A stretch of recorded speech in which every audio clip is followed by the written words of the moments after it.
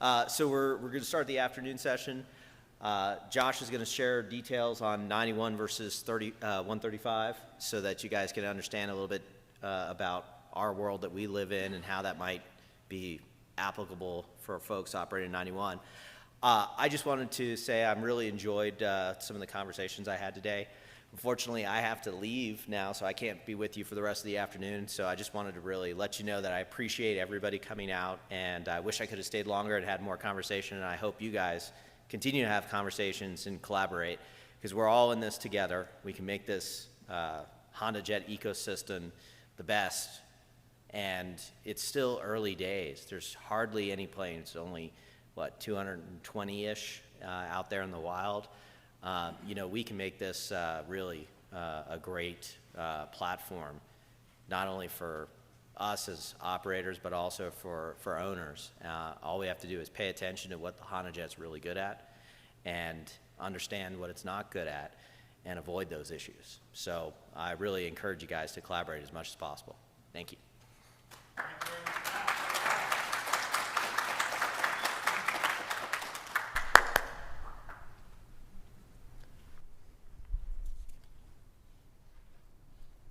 I did it. Turned it off.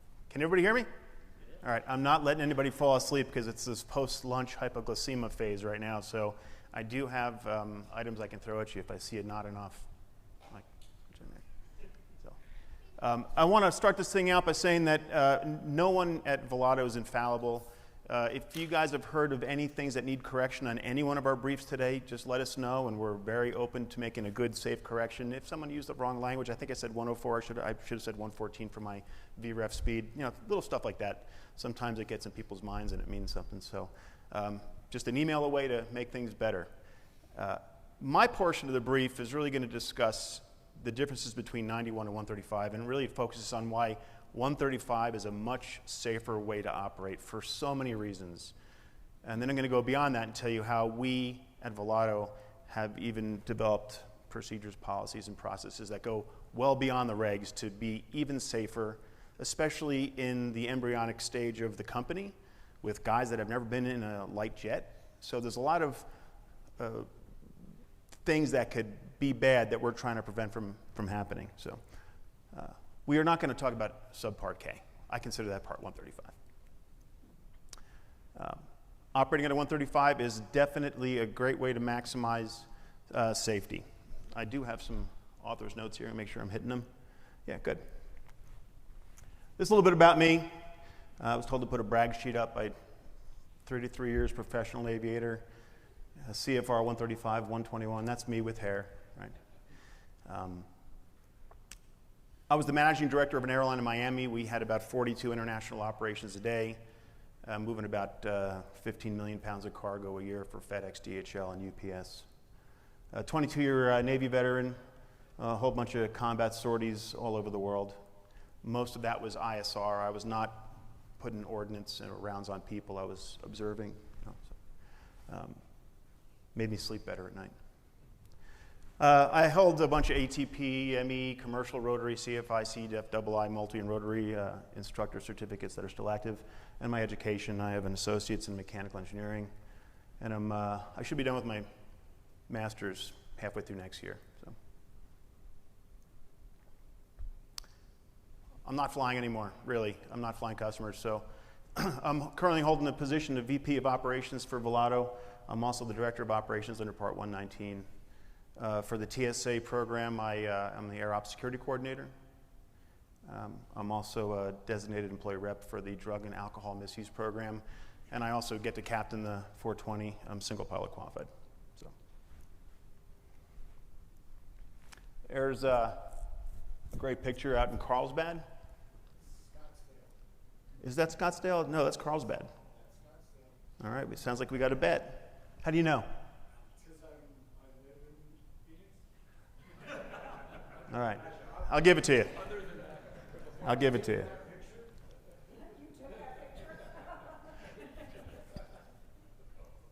I think James Cuff took this picture.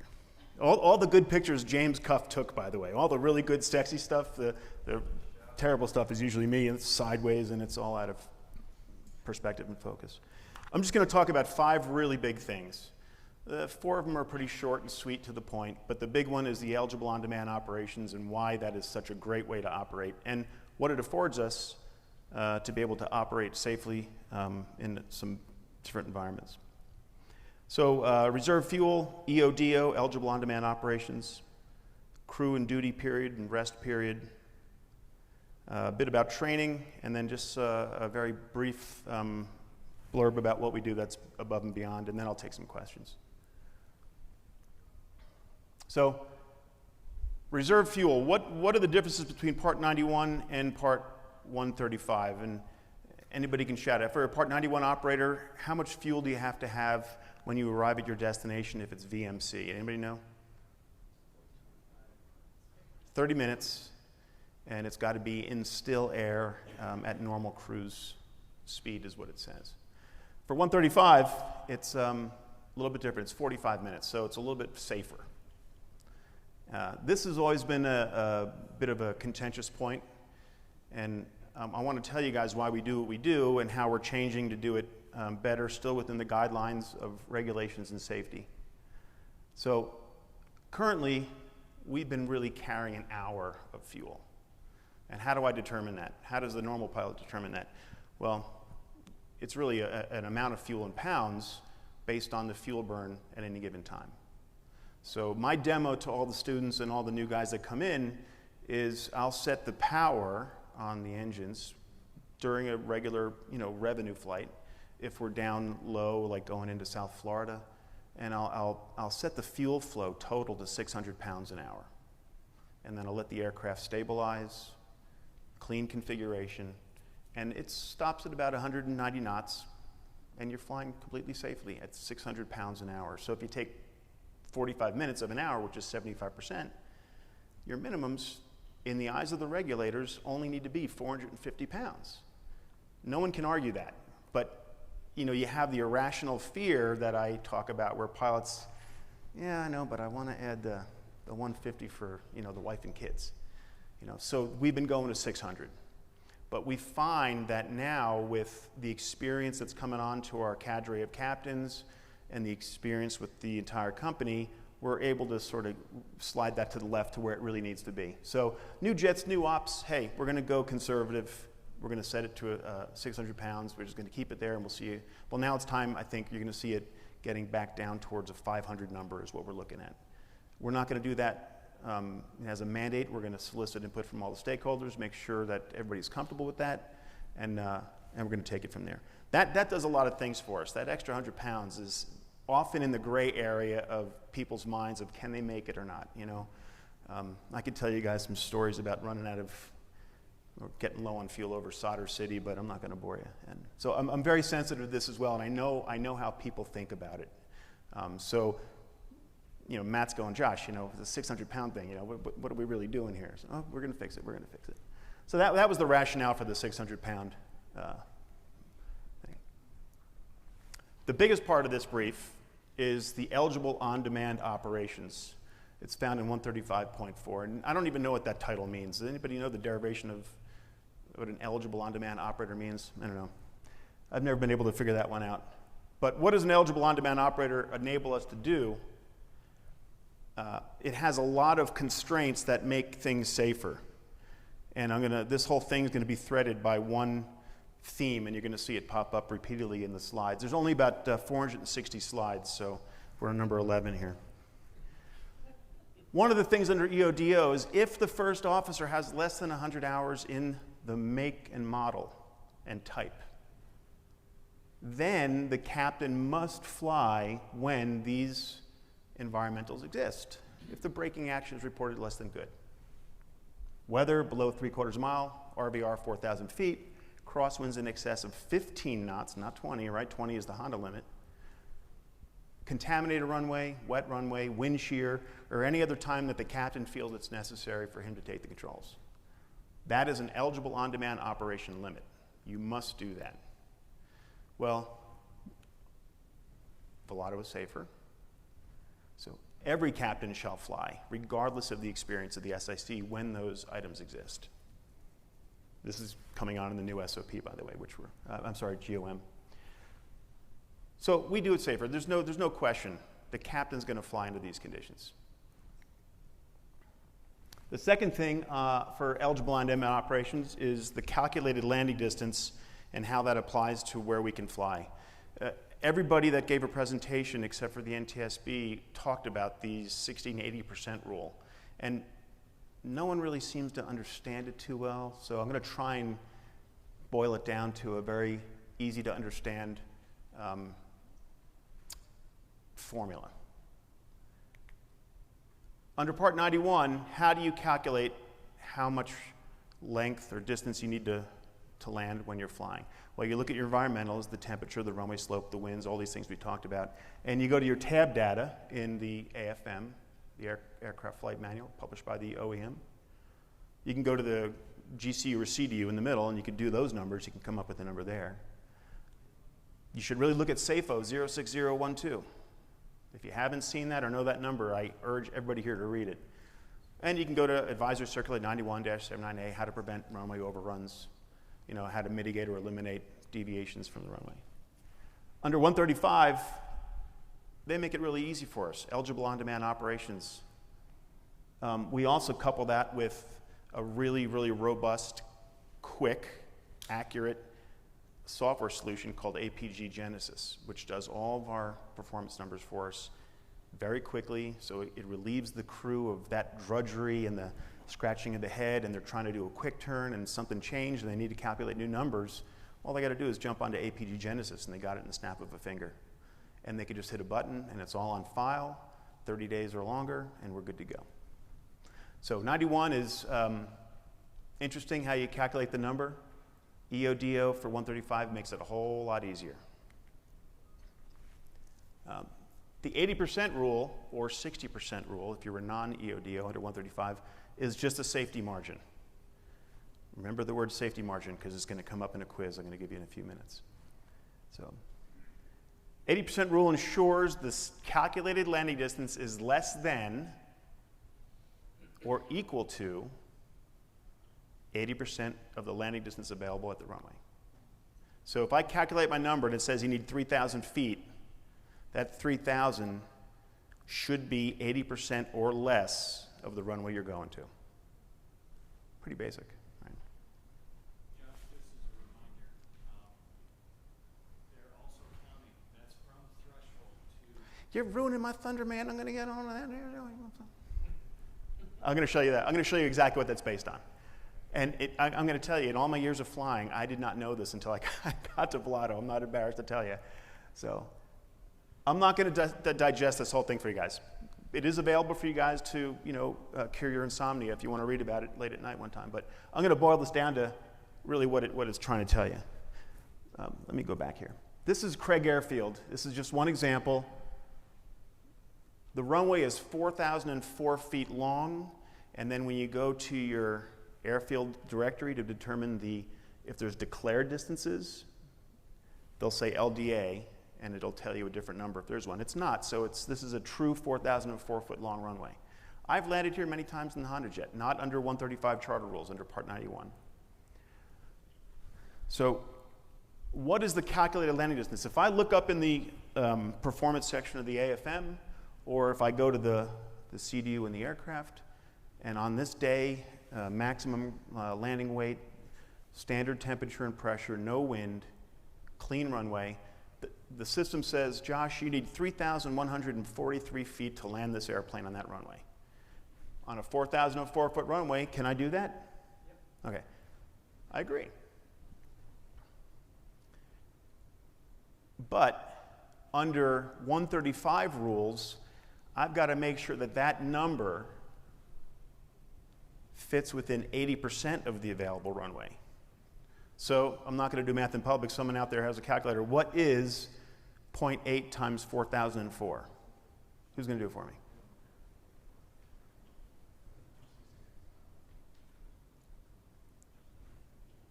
Anybody? How much is it? 3232. All right. All right. Hold on a second. Okay, well, anyhow, we'll do the math later. What this does is this tells me that I need 3,928 feet available runway. I only need 3143 to land, but the FAA is mandating a safety margin. So my runway must be 3928. That's the 80% rule. If we were not eligible on-demand operation, we'd have to do it to 60%, which means we would not be able to land at Craig Airfield as a charter. We must have eligible on-demand authority, and that's found in an op spec. The question we get is, yeah, but there's only 85 feet remaining right here. There's only 85 feet remaining. And that is no margin for error. And I'll tell you why that's the wrong assessment. Quiz, does the remaining 85 feet provide an ample safety margin? Who would accept that only the 85 extra feet? Everybody should, because they've already given us the 80% rule, which gives us, here, I think I got it right here, 870 feet total extra above our calculated landing distance. That's why the EODO rules are great. That's why the two-pilot 80% rule is fantastic. And why would the FAA possibly do such a regulation? Well, first of all, we all must have 2 qualified crews under EODO in the Honda jet. And what does that do for us? And why does it allow us to go at 80% versus 60? We talked briefly about the landing performance of the jet, and where does it begin? You're on a stable approach. JP talked about it. You're at the threshold of 50 feet. That's where the number starts clicking down. You're configured. You're on VREF. You're at 50 feet. The throttles are abruptly pushed to idle, I think is what the front of the AFM says. And now you're going below VREF, and you're just managing the energy till you touch down. And then I think it says apply full braking until the aircraft comes to a complete stop. Here's the problem. I'm not a test pilot, and the FAA knows that. So they're saying to themselves, okay, in order to hit that number of 3143, you have to hit those parameters. Who's going to hit those parameters all the time? Tom Maurer, the guy that did the test flying, right? Not Josh Newsteder, I guarantee you. Are you fast? We talked about what happens if you come over the fence VREF in 20, the punishment that you take on the distance. So the FAA knows that you're not going to do this, so they mandate this 60 or 80% rule. Again, 80% if you have 2 qualified pilots. So you're usually going to touch down maybe about 1,000 feet into the box.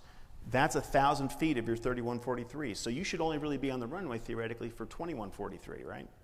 That's the only time. And up at Flight Safety now, they're giving a really good course on the landing performance calculations. The best thing I learned from that is if you're fast, okay, get on the ground as soon as you can. Don't get to a speed where you think you need to touch down at, because you are so much more capable of slowing the aircraft down once the wheels are on the deck. So get it on the ground. We don't correct to centerline, we correct to runway alignment at Volato. If you're off, don't try and get back on, because now you're introducing a couple more wiggles. We always correct to runway alignment and slow the aircraft down. So aside from the 80% rule, we have another runway policy, and I call this sort of the 3 laws safe. I guess that was Isaac Asimov on iRobot. So the first rule we spoke briefly is the dimensions of the runway. We do not land at runways that are less than 75 feet wide without management pilot approval. We do not land at runways that are less than 75 feet wide. 6,000 feet or greater, we can go for all conditions, and then we can go down to 5,000 feet or greater if it's non-contaminated, dry, and clear. The second rule is it's QA'd by our Ops Control Center. By the way, the first rule is we have a custom pricing tool. We can't even quote a charter trip if it doesn't meet the criteria. It never gets past the quote. The system we have, which is online, by the way, if you go to flyvolato.com and you go to quote a charter trip, you can play with it all day long. You'll find that it'll never give you an airport that does not meet the ALD or the width. So that's the first step. We filter right there. We can't get a quote to the customer. The second one is ops control always QAs it, because there's always something that could change. Like, let's say it's in one of those runway environments where it's a 5,800 foot runway.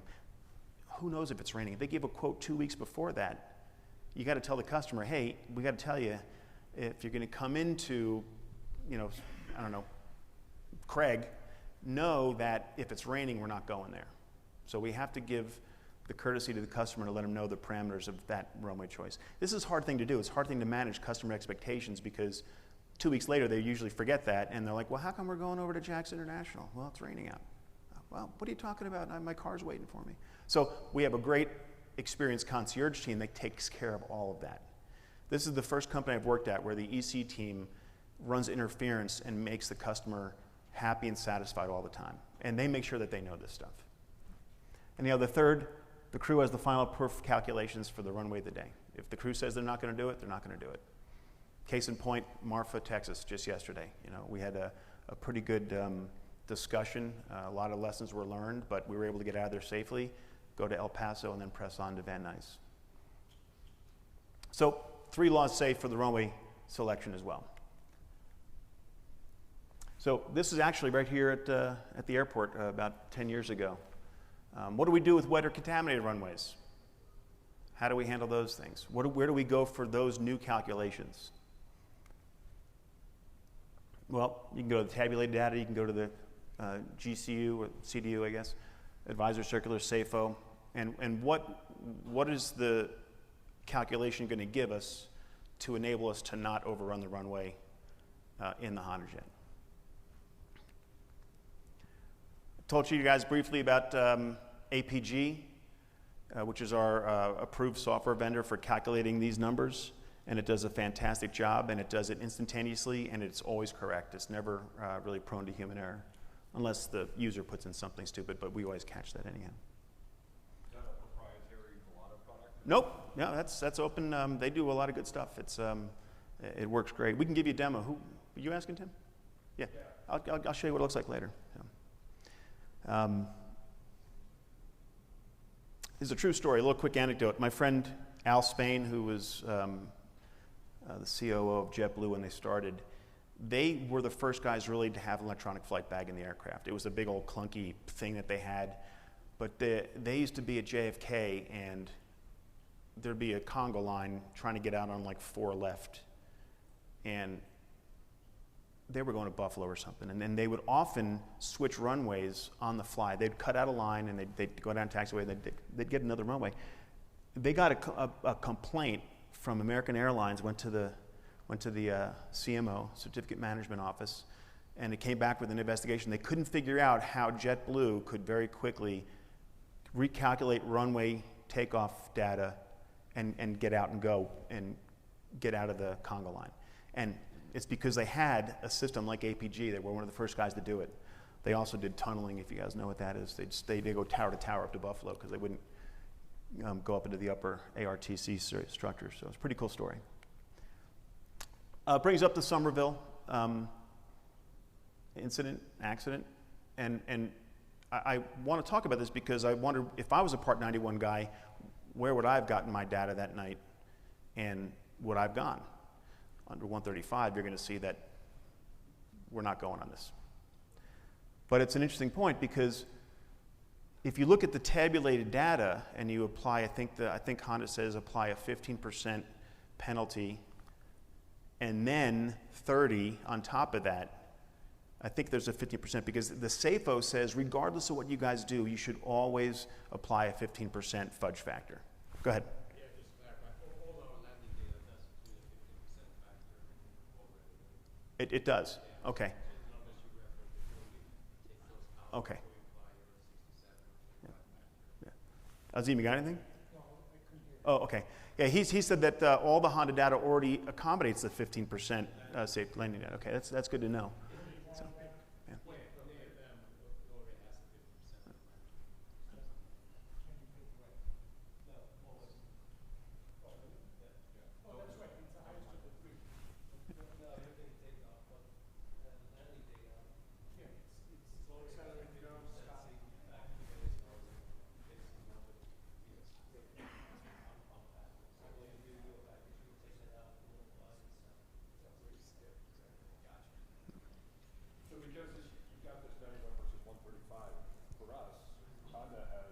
provided updates for various levels of contamination. Mhm. So it's a free addition to your pubs, and it's $100 for me to have it, Mhm. have that put into the G3000. But now looks at types of contamination, levels of contamination, and applies different factors. That's all. So your question about 91 and Somerville, yes, we've been there. I agree. I agree with you. I don't know if that crew, or this single pilot, I think the gentleman was, had that data at his disposal. I don't know. I can't speculate. But it's interesting that they chose to go. This is from the SAFO that I was talking about. This specifically addresses all operators, safety notice to operators. That's what SAFO stands for. And they talk about the factored dry runway landing distance. What? Sorry to interrupt you again. Yeah. But that safe was actually being replaced by a safe code 19001. And that has an updated table that actually provides factors for each of the, Is that on the street yet? for each RCC code, and it also groups them based on what type of effort they apply. Jet with or without thrust reversers, which are Mhm. and those factors are pretty eye-opening, I think, for most people. These are the ones that they're publishing in the new one. Is okay. Eye-opening meaning, wow, that's pretty restrictive. Yeah. Well, I did this and it's pretty restrictive. And what they're doing is they're telling you, at least in this version of the SAFO, they're telling you to act like a 135 guy. Do your numbers and make sure they fit within 60% of the run. Does that look familiar? That looks like 135 regs. So look at this. So 1.6 factor, right? If it's poor.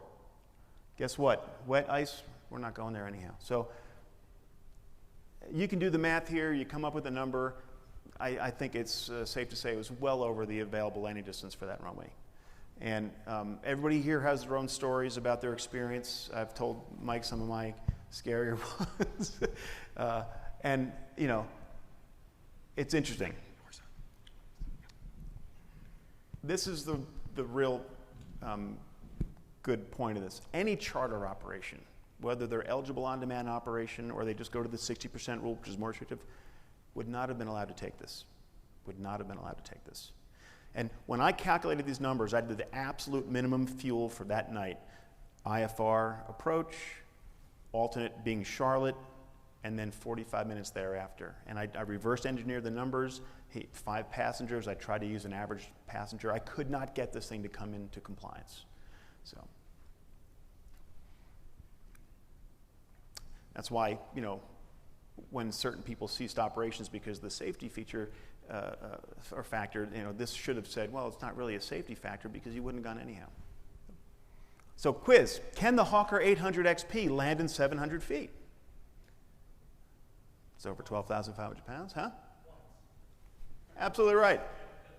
But there's a note, it says the pilot must ensure the parking brake is engaged prior to landing. This happened, my friend was doing a pre-buy on a Hawker and they were flying it in up at JQF, just northeast of Charlotte, and they landed with the parking brake on. And I said, we're probably not going to buy that jet. So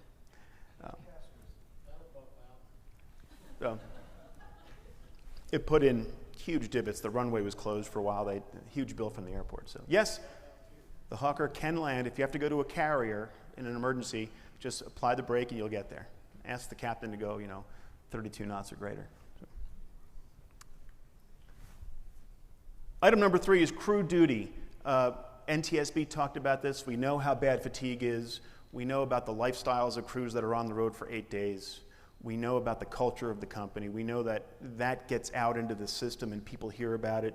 And it can be devastating if you do it wrong. And Matt has given us the latitude to have this policy. It's a policy. It's not a rule. So what does a crew duty period look like for us?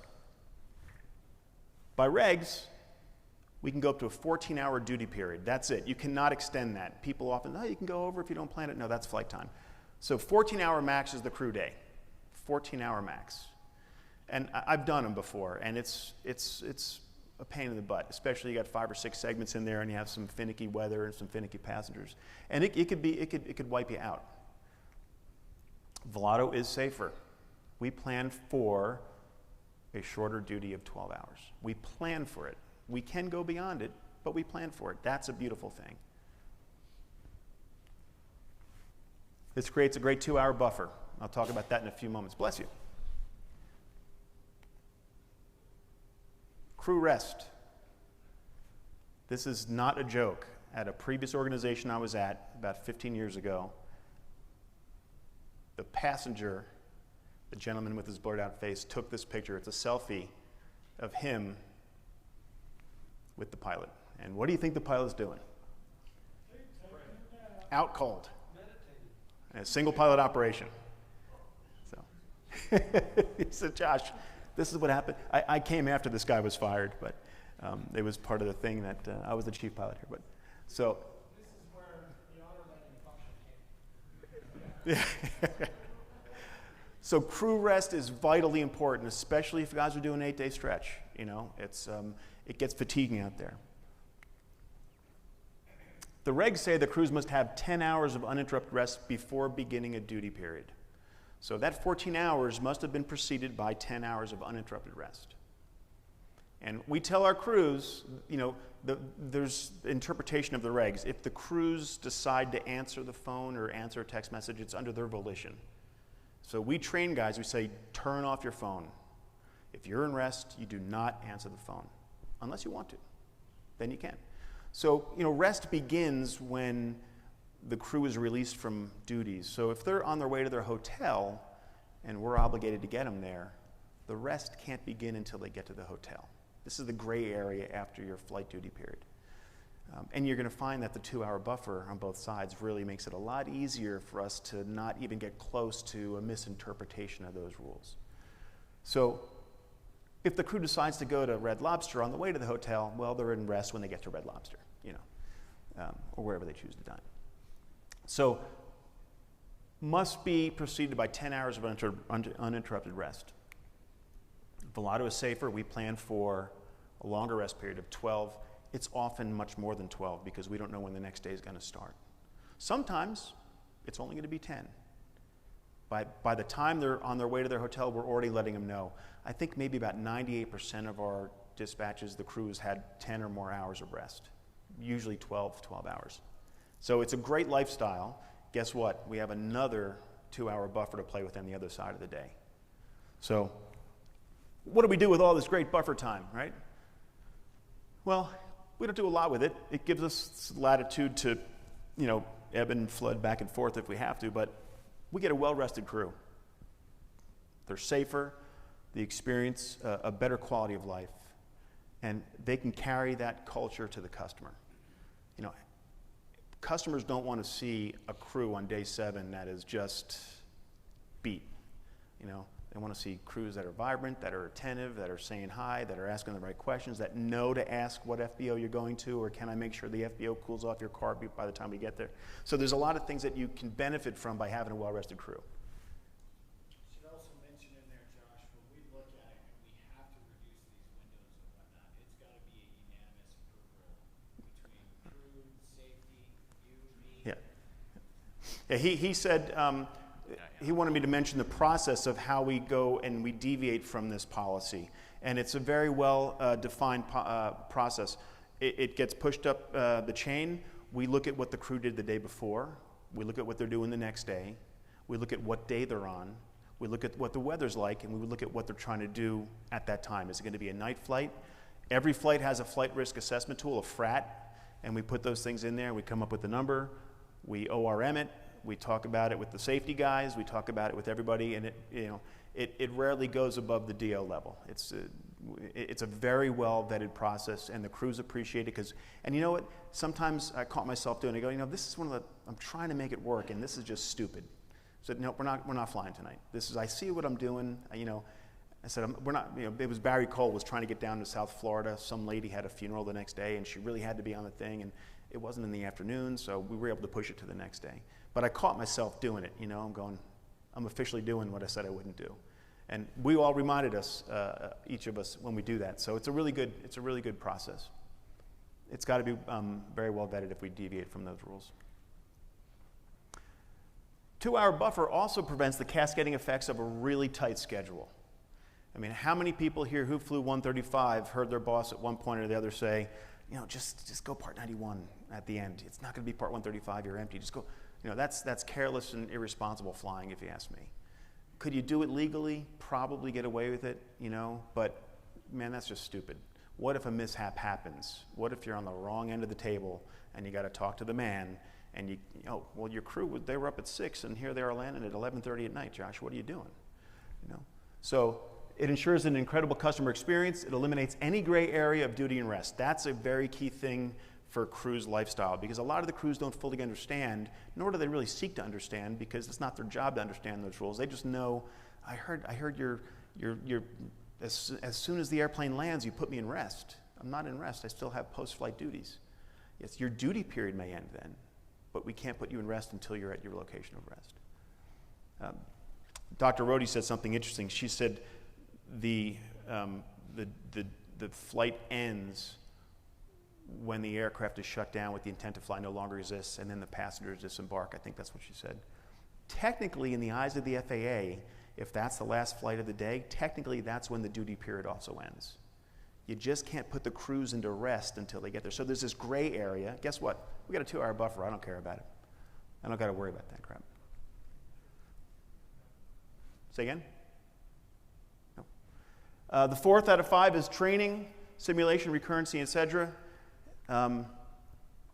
We are emphasizing contaminated runways, crossing components, high, hot, heavy, and humid flights, which they do in the sim. A lot of this stuff is still in works. We are getting rid of the syllabus where we have a loft, a line-oriented flight training. I think that's completely worthless for an organization like us. That's more of a 121ism. So we're going to try and do a lot more of this stuff in the simulator. You get 4 more hours if you get rid of the loft, 2 hours per seat. And there's just a lot of really good opportunity there to get guys more experience with these problem areas of the flight regime.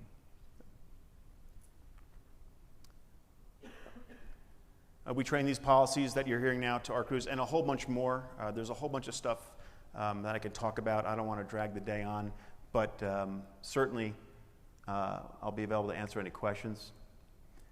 I don't know how that word question got in there, but anyhow, the final thing is going beyond the regulations. And you might have seen this graph earlier.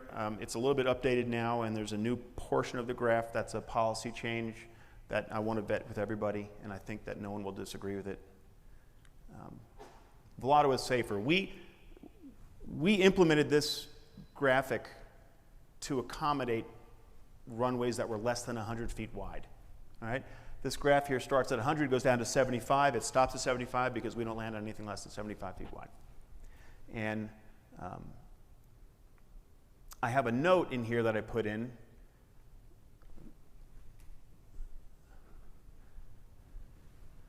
This doesn't talk about what if the runway is contaminated or wet. So as a policy, I'm trying to vet this statement.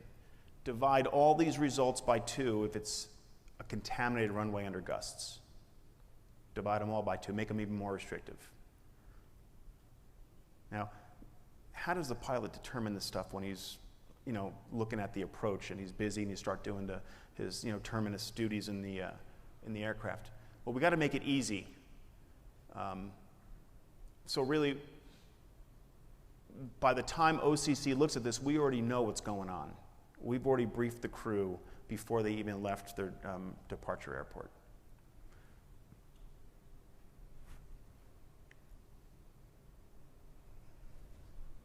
Make sure this is working here.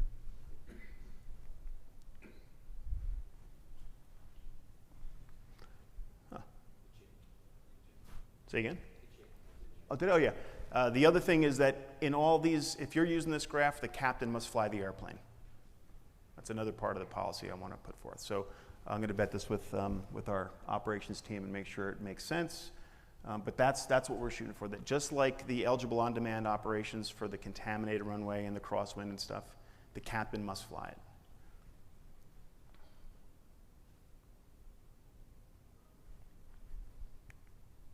So that concludes these 5 big points. There's a whole lot more we could talk about under eligible on demand or the regs and how we operate. But I just wanted to point out to you guys the culture of Volato. what we're trying to do to lead positive change to a safer operation, to relieve any doubt that this could be done more in a safer fashion. So, any questions? The 5,000-foot rule that you guys have, there is a special, I mean, you could get waiver authority for that, right? Is that what I understand from your operations? And like the fuel policy, where we start out with 600 pounds, we're going to go down to 500. I think we're going to see more alignment with the actual performance numbers, and then maybe add some love to it a little bit. But don't forget, we brought this company from a single Cirrus operation in June of 2021 to where it is now. So we're just trying to beat the snakes closest to our feet. So we put in some limits that we knew may have been too conservative, but yeah, maybe not, because a lot of guys are coming in from the 121 carriers. They've never been in a light jet. This thing's a rocket ship. You know, you could taxi this jet underneath the wings of the aircraft they just came out of. So we went very conservative, and Matt, allowed us to do that. He gave us the latitude and the authority to make these rules to keep this thing safe. But you're going to start seeing them come more aligned with the reality of the numbers. Because I know that this is not Murph's limits. You have a much different optic of where you fly the aircraft safely, but I got to cater to a bunch of people not like you, So that's where that came from, and that's where I think you'll see that number coming to the left a little bit on its distance. So you're saying pilots of varying skill levels? Varying skill levels, very well put. That's why Steve Brady's here with us. Cater to the lowest common denominator, the weakest link in the chain. So. When it comes to, this, I think the standard is 5 and 6, but what we do differently also, separately from this, is Josh has a database he keeps track of. Airports that are less than 5 automatically get vetted and become approved airports. And then we have further stipulation of some crews can only go in there, and there's experience levels involved, training involved in certain cases. So there's a lot more stuff that goes into outside of those parameters. You agree, Josh? Yeah. Now that we have a little bit of breathing room, we've stopped hiring pilots. That was a huge cutout of our bandwidth. We can start catching up to these issues. Certainly, knee-jerking on the side of caution was the wise way to do business, and that's what you see and you have seen with Volato. But it will get better. It will still be safer than the regs. I'm sure of that. We do have some airports that are below 5,000 feet, because in the early days we committed to some owners that had to go there. So there are some caveats to the rule. Hilton Head, it's one of them. It's a dry-only runway, but it's below 5,000 feet. What do you need? So it's like when an approach has AR. Yeah. When an approach has an AR, which is an authorization required, you're making an internal authorization for specific crews that can get in there. Mm-hmm. And not lose the flight. Right. Yeah. We have 135.340 instructor pilots, which are regulated. We have company training captains. It's just a designation on paper. They've demonstrated the maturity or the experience, most cases both, to lead with a junior person in the right seat or help out someone who needs some help. So we have these. Say again. Yeah, mentorship. But for the most part, it has to be a training captain or an instructor pilot or a check. By the way, JP didn't tell you, JP is one of our check airmen, by the way, and Azim. So they're both 135, 399 check airmen for the company. We're going to add about 7 more here in short order, I hope. So, any more questions? That's it. All right. 10-minute break. No one fell asleep.